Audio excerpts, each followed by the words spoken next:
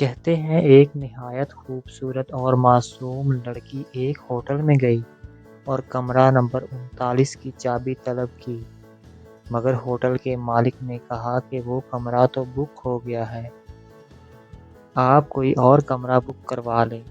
لڑکی نے اصرار کیا کہ وہ کمرہ مجھے ہی چاہیے، کیونکہ اس کمرے کی کھڑکی سے باہر کی تازہ ہوا لگنے کے ساتھ ساتھ باہر کی سیر و تفریح بھی ہو سکتی ہے۔ لیکن ہوٹل مالک نہیں مان رہا تھا اور لڑکی بھی بہت ضدی تھی۔ آخرکار ہوٹل کا مالک ہار گیا اور لڑکی جیت گئی، تو کمرے کی چابی لڑکی کے حوالے کر دی گئی۔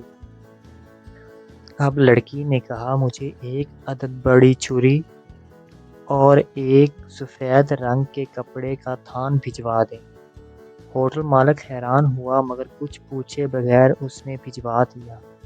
جب رات آئی تو رات کو لڑکی کے کمرے سے عجیب و غریب آوازیں آ رہی تھیں، جیسے برتن ٹوٹنے یا گرنے کی آوازیں ہوں۔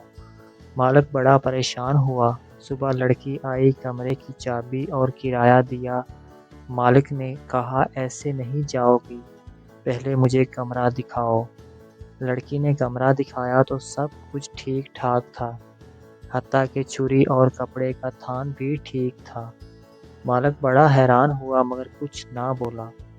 مالک روز یہی سوچتا کہ آخرکار ماجرا کیا تھا، اور پھر ہوا کچھ یوں کہ ٹھیک 1 سال بعد پھر وہی لڑکی آئی اور کمرہ نمبر 39 کی چابی طلب کی، جو مالک نے دے دی۔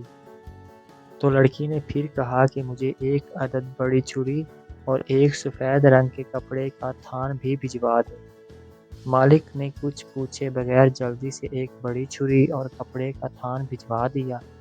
جب رات آئی تو رات کو پھر ایسی ہی آوازیں آنے لگیں جو 1 سال پہلے آ رہی تھی۔ صبح لڑکی آئی، کمرے کی چابی اور کرایہ دیا۔ مالک نے کہا ایسے نہیں جانے دوں گا، پہلے مجھے راز بتاؤ کہ یہ آوازیں کیسی تھیں۔ لڑکی نے کہا ٹھیک ہے بتاتی ہوں، لیکن وعدہ کرو کسی کو نہیں بتاؤ گے۔ مالک تو پہلے بہت پریشان ہوا، لیکن پھر مالک نے وعدہ کیا کہ ٹھیک ہے، میں یہ راز کسی کو نہیں بتاؤں گا۔ لڑکی نے مالک کو بات بتائی اور چلی گئی۔